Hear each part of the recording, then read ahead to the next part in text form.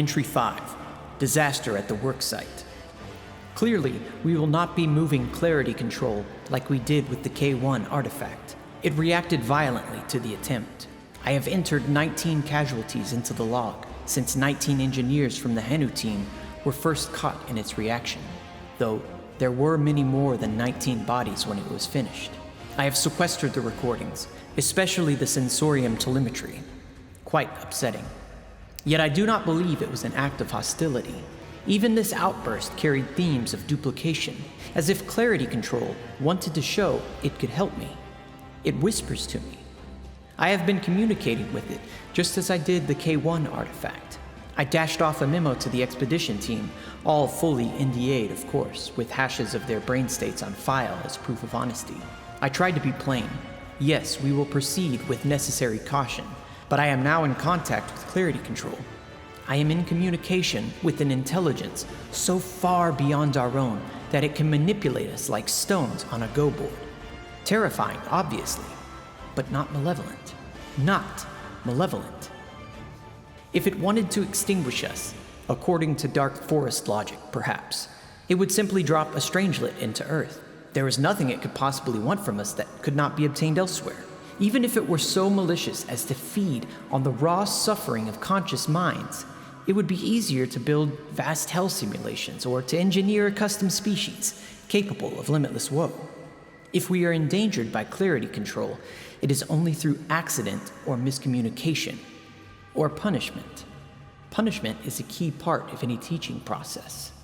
Still, I am keenly aware that there might be some danger I cannot foresee, so I have ordered an orbital platform constructed over the worksite.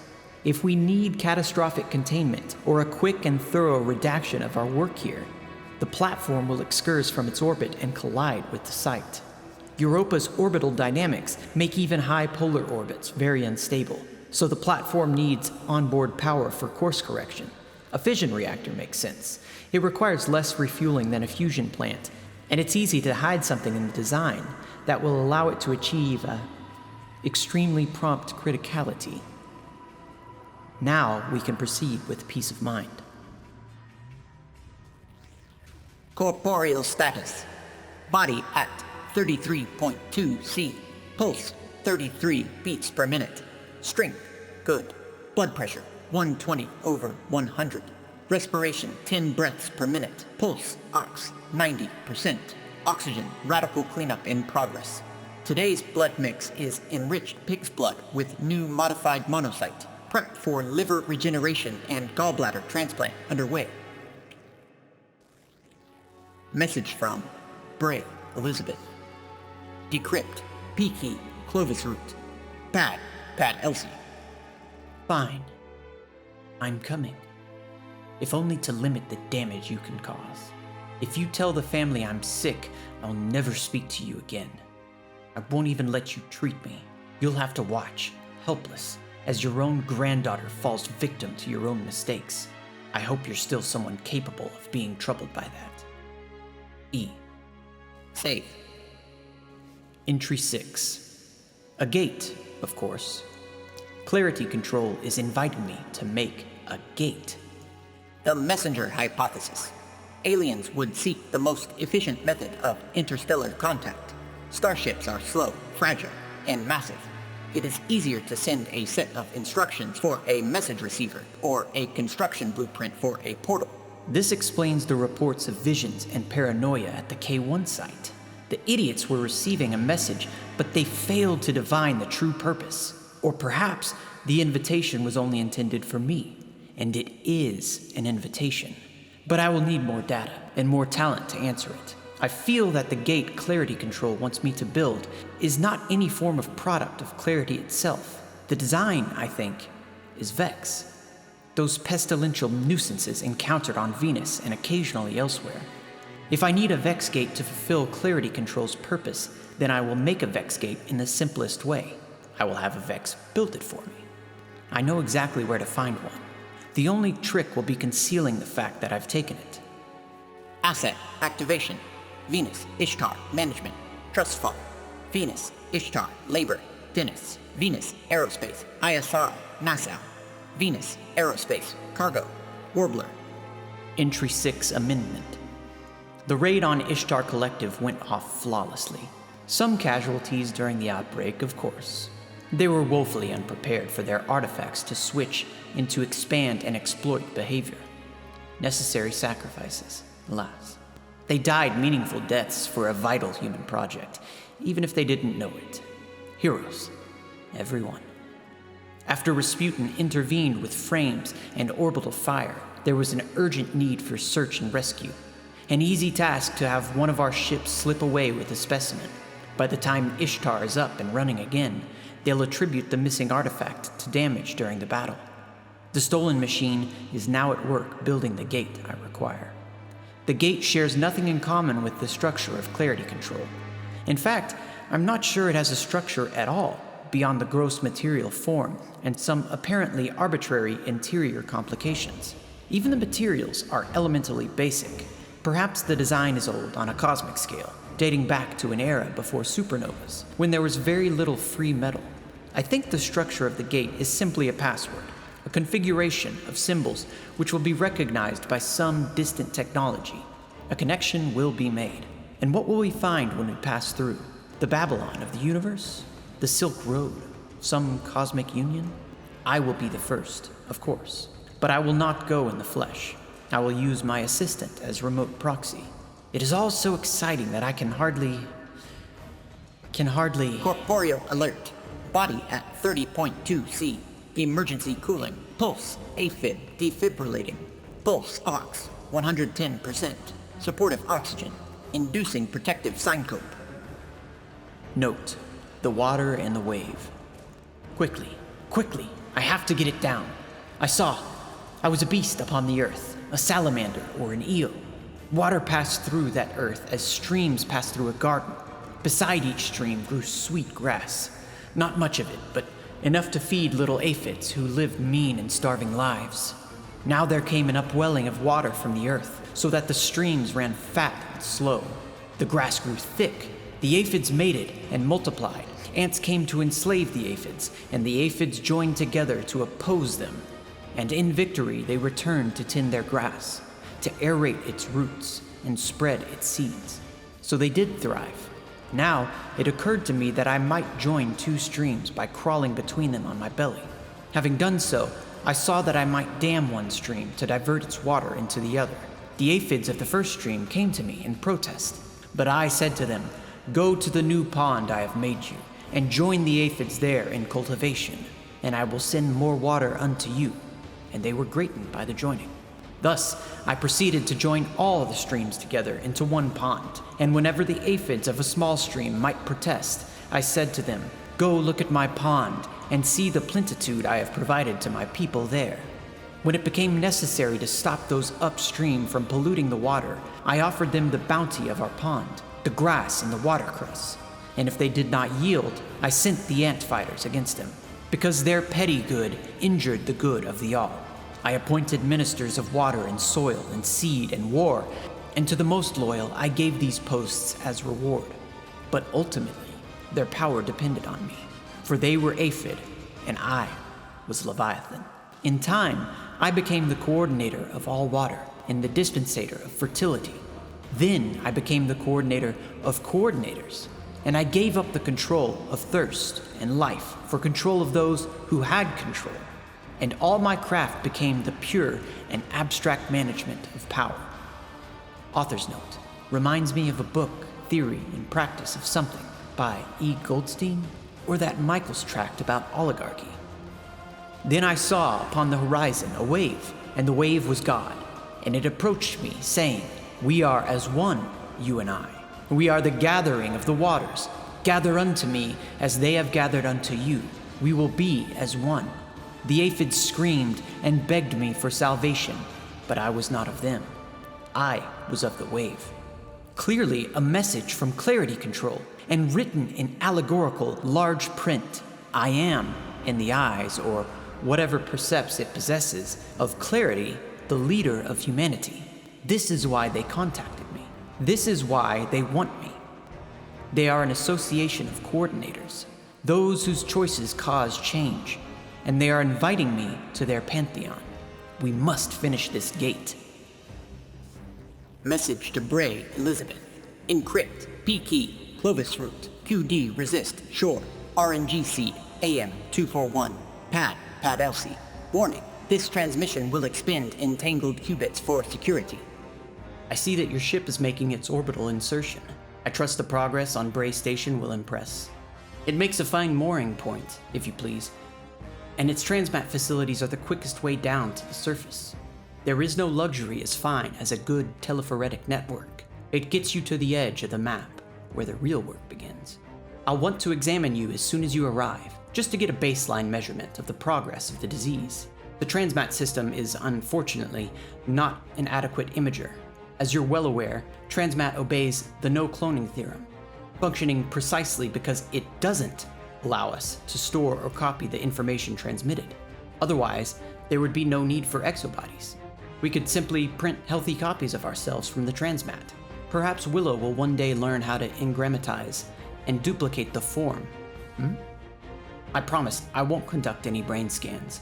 If we're ultimately going to transubstantiate you, we'll wait until I'm certain the exobodies are safe, and I vow to obtain your full consent. I've prepared an itinerary, starting with a review of our security, and then an introduction to our captive Vex worker. I want your insight on everything related to containment and control. I know you had strong feedback about how the K1 mission was handled.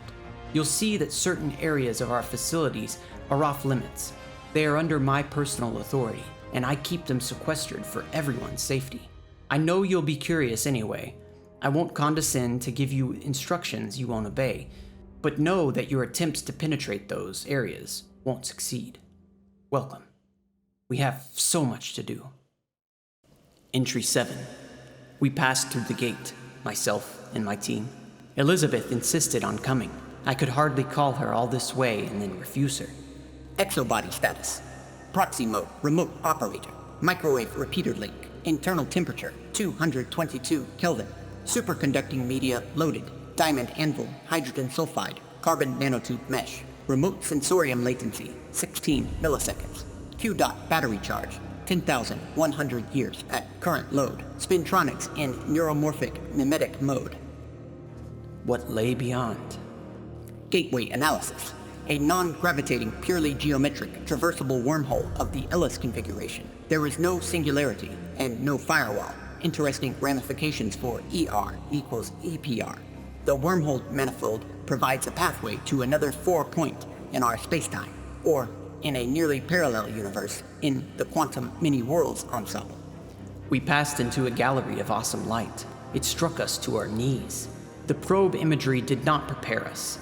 A curtain of blue-violet fire filled an entire half of the sky, pebbled with granules, seething with promontories and flares. We stood beneath a blue hypergiant, titan of suns, looming over all. It should have killed my human-bodied companions instantly. With peak radiance in the far ultraviolet, it would cook flesh. But the probe said it was, impossibly, safe for life. We fanned out into ancient stone ruins, pierced by dull metal towers and flickering lines of light. Though the rock was cracked and pitted by radiation, our geologist identified at once. Felsic granite, he reported. No iron, no heavy metals at all. A lot more sodium, oxygen, boron, and aluminum than I'd expect, and a lot less silicon. Oh my God. What? I demanded. This rock is almost 13 billion years old, the geologist whispered. It formed with the very first generation of planets, less than 1 billion years after the universe was born.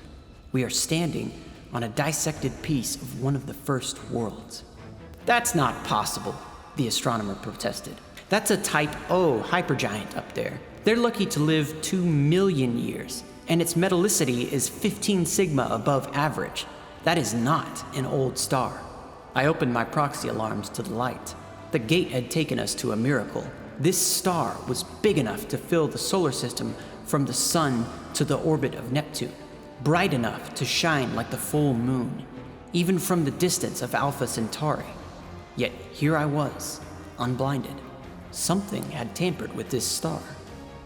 Our physicist identified a lensing effect, magnifying the star's optical size and redshifting its radiation. It was as if the whole behemoth was wrapped in some kind of skin, but But that was only the beginning. Hypergiant stars are so bright that the outward pressure of their radiation tends to blow off the corona. In the last million years, this star has exhaled more than 30 times the mass of Earth's sun into its 2,000 kilometer per second stellar wind. Its remaining mass still exceeds our sun's by a factor of 259. Author's note. We assumed the star could not be 13 billion years old, because stars this hot and bright die swiftly.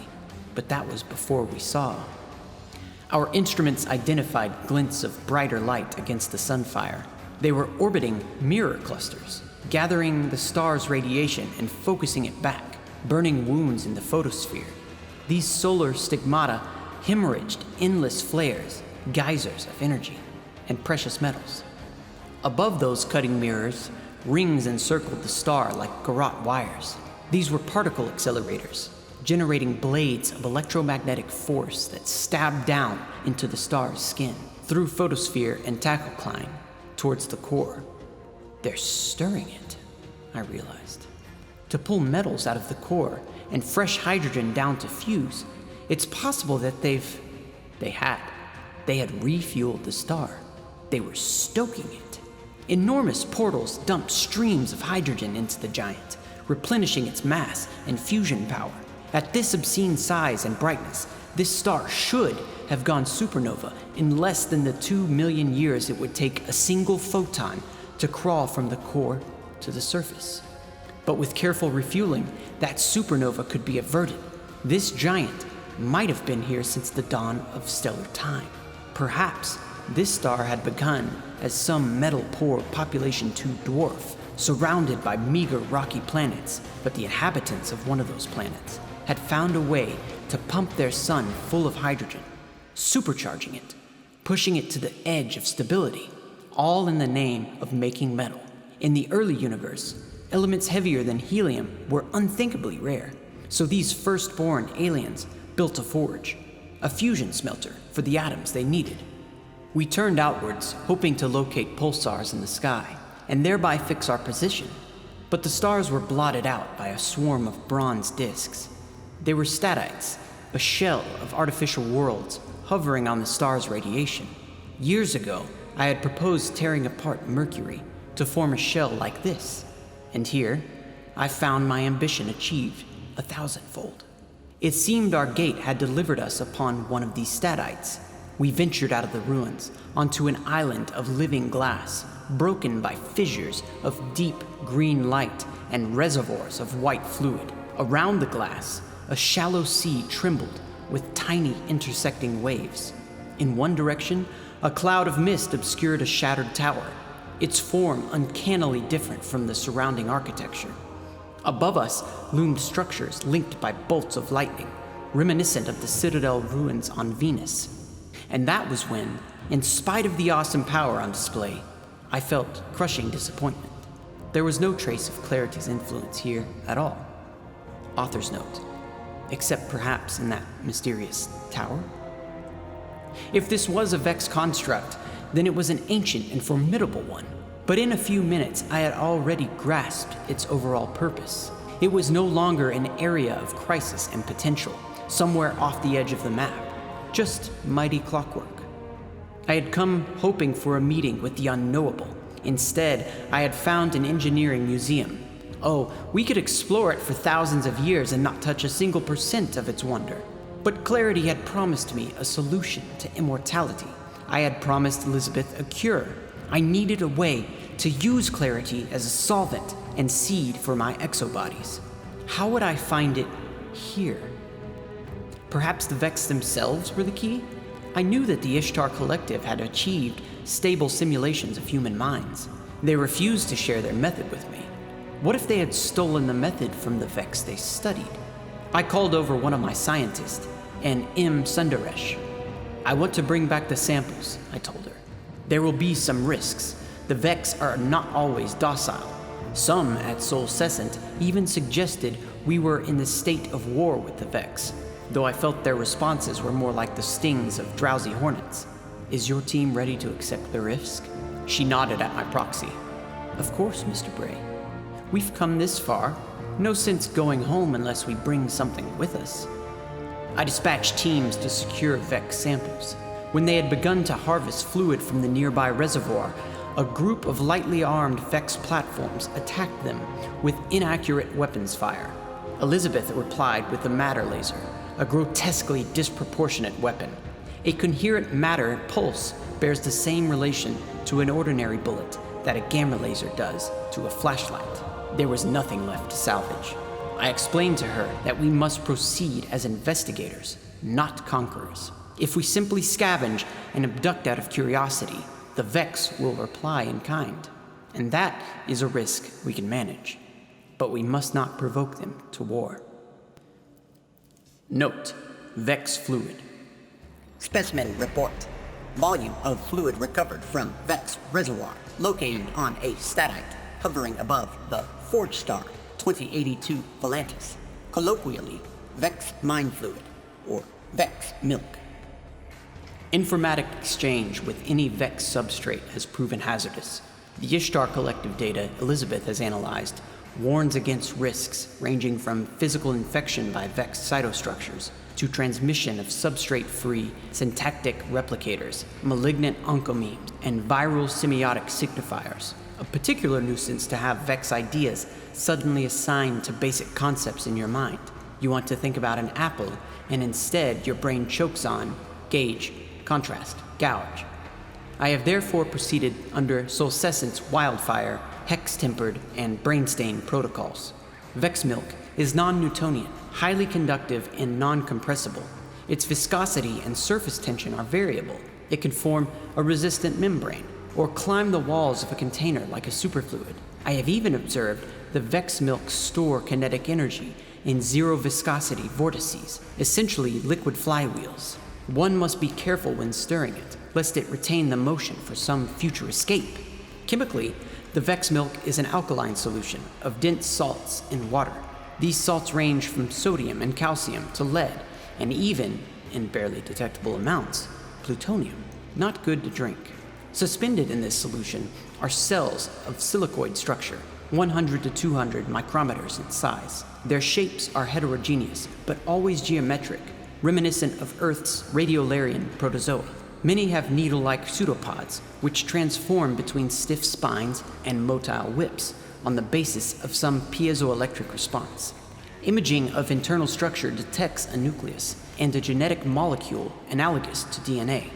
Though I speculate read-write times are much faster, on the order of milliseconds, perhaps exploiting some quantum effect. I have allowed Dr. M. Sundaresh to assist me with this work.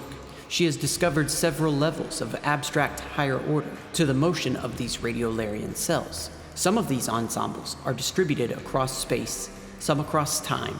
All admit remarkable beauty. The sensitivity and chaos of fluid media seems to suggest an intrinsic Vex suitability for certain difficult computations.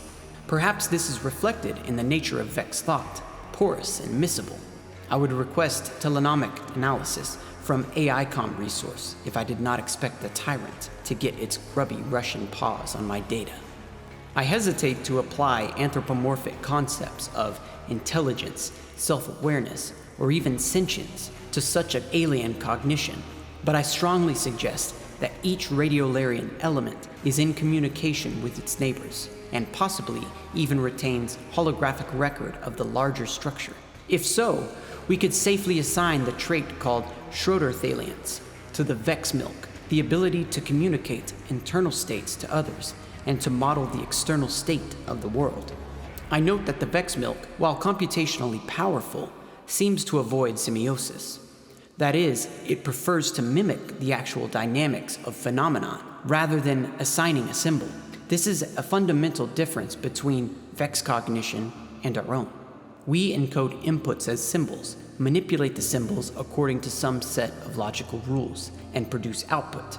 The Vex are more direct. Burn them and they will extinguish the fire, not because they possess a symbolic knowledge of fire and its properties, but because their structure is so suited to the adaptation and survival that the heat of the fire directly becomes the response required to snuff it out. Rather than encoding symbols, they generate self-sustaining and self-correcting patterns, which, like the suspension of a bridge flexing under strain, can accept destructive input and produce reparatory output. When we are infected by Vex memes, as the Ishtar data warns against, I suspect that we are simply experiencing Vex patterns jumping from one substrate to another, recruiting our own brains and bodies as media for their spread. It is not hostility, it is simply their way of interacting with the universe. And is that transubstantiation, that migration to another substrate, not what I seek here on Europa? Perhaps Clarity has been very generous indeed. The Ishtar researchers felt that this asymbolic mode of thought raised a disturbing possibility. The Vex might not communicate or interact with us by understanding our language, but instead by creating internal copies of our minds. They would prod and stimulate those internal copies to see how they behaved. And if they chose to destroy us, they learned how to do it by torturing and destroying those internalities. To be the enemy of the Vex is to be reproduced, experimented upon, and annihilated within their mind space. Elisabeth is monumentally disturbed by this, which is highly inconvenient. Despite my efforts to soothe her with fine dining and conversation, she has begun to question the very idea of cybernetic immortality. Aren't the Vex a perfect demonstration of what could go wrong? She demanded.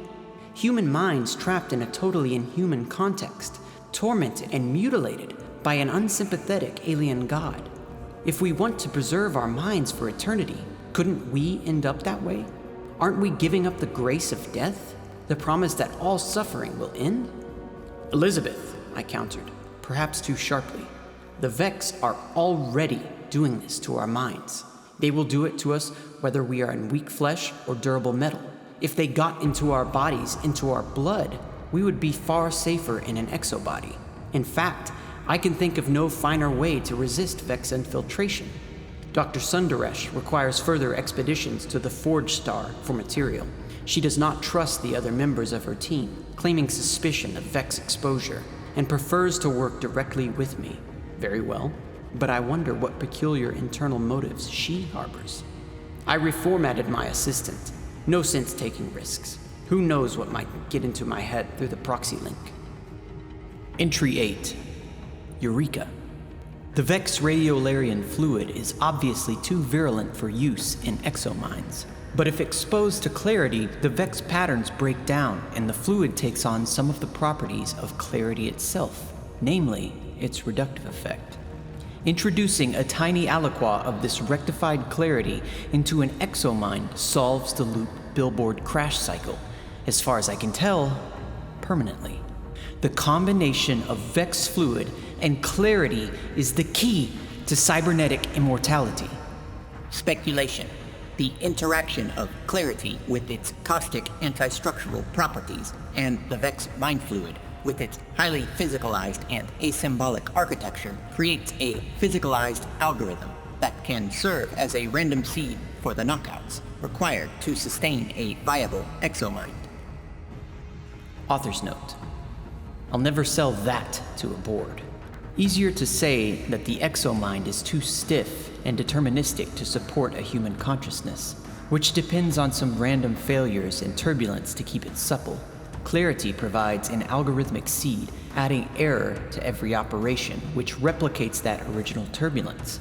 No more need for software evaluation of organic chaos. We can emulate it in hardware now. I uploaded a connectome from my library into an exobody head treated with the Clarity Vex preparation. A full destructive scan for an aging Georgian volunteer, one Mr. ADAI, Zook. I think he believes that he is in a nightmare. Fear not, Mr. Zook. I would never mistreat the beginning of something so wonderful. You will be the first of many.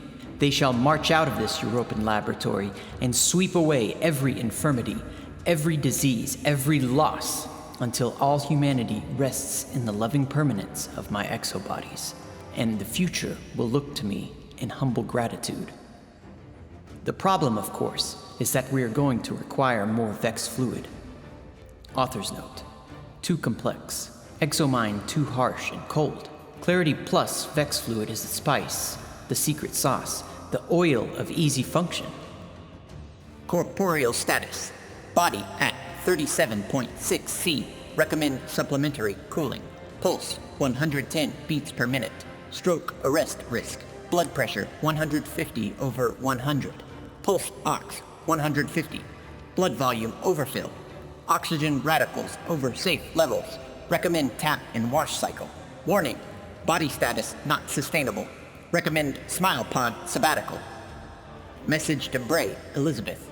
Encrypt, P key, Clovis root, QD resist, short, RNG seed, AM 241, pad Elsie. I finished my workup on your exam data. I'm sorry, Elizabeth. The disease is already activated. There are defective prions in your spinal fluid, which means they are replicating throughout your brain.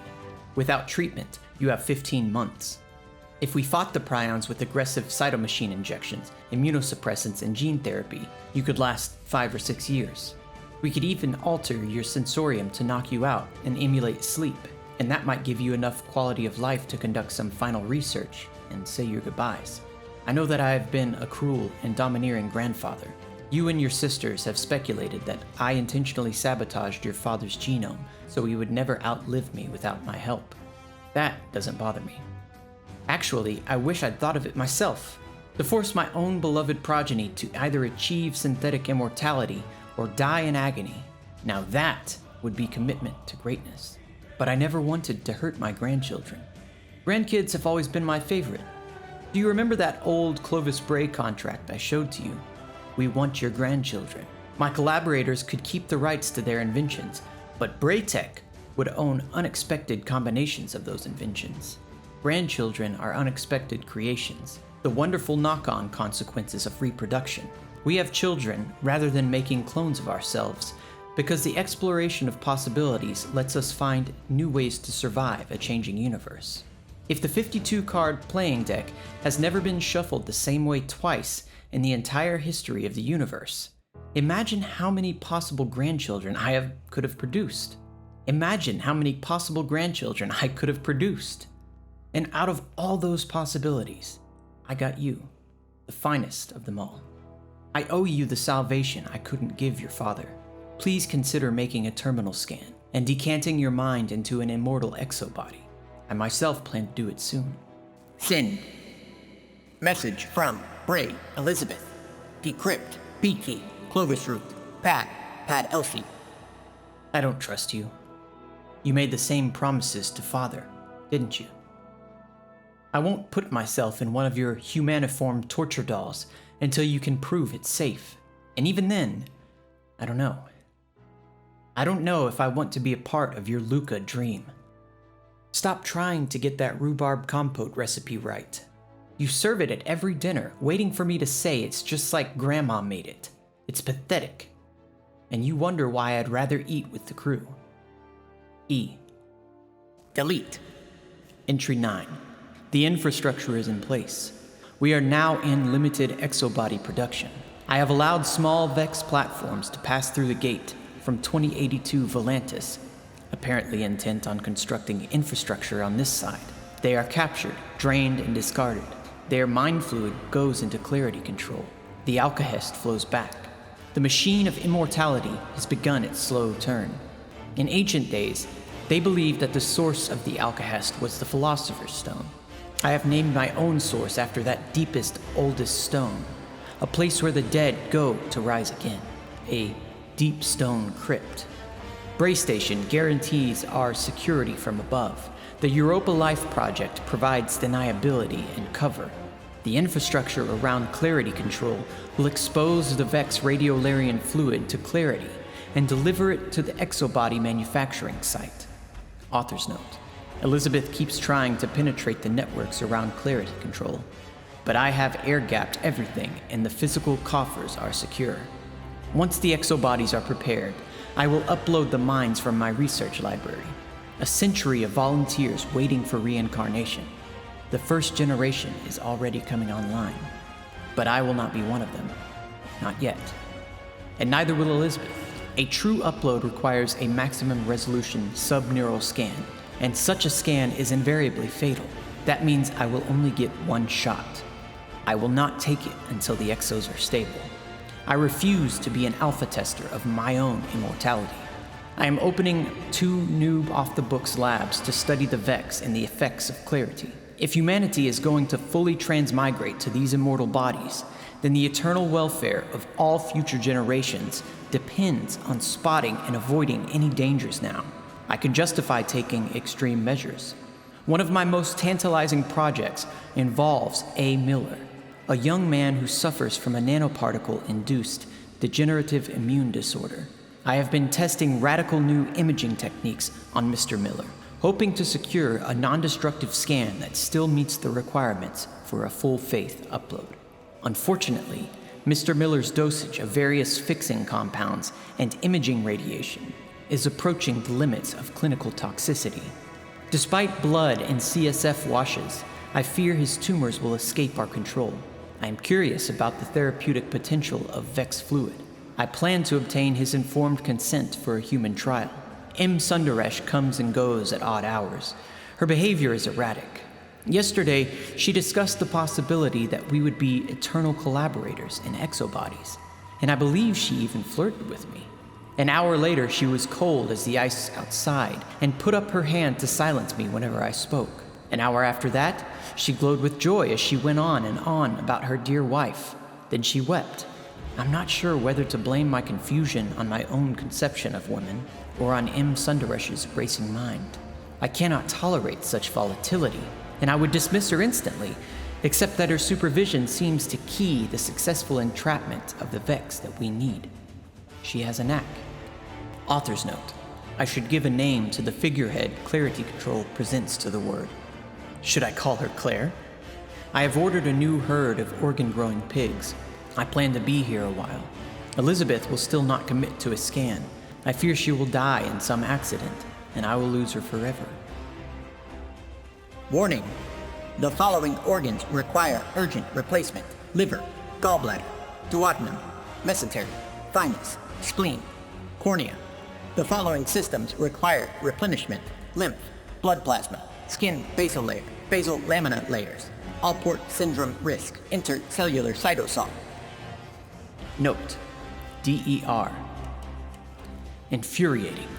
With 12 Alcahes-seeded exos now online, I find myself beached on the shoals of another serious problem.